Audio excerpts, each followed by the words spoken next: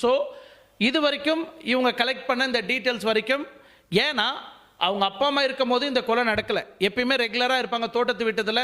ஏன்னா அவங்க வீட்டுக்கும் இன்னொரு ஆப்போசிட் வீட்டுக்கும் டிஸ்டன்ஸ் பார்த்தீங்கன்னா அம்மா அம்மானா கூட ஒரு 1/2 கிலோமீட்டர், ஒரு 500 மீட்டர் டிஸ்டன்ஸ் தான். அந்த சரௌண்டிங் சுற்றியே நீங்கள் பார்த்தீங்கன்னா ஒவ்வொரு வீடும் கேப் இருக்கிறது 500 மீட்டர் டிஸ்டன்ஸில் தான் ஒவ்வொரு வீடும் இருக்குது. அதுவும் தனித்தனியாக இருக்குது. சரிங்களா? அதே மாதிரி இவங்க இருக்கப்பட்ட அந்த வீட்டில் எந்த ஒரு சிசிடிவி ஃபெசிலிட்டியும் கிடையாது.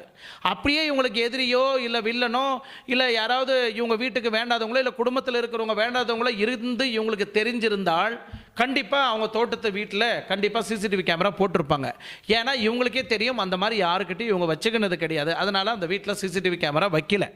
ஆனால் இப்போது நான் லாஸ்ட் வீடியோவில் தெளிவாக எக்ஸ்பிளைன் பண்ணியிருந்தேன்.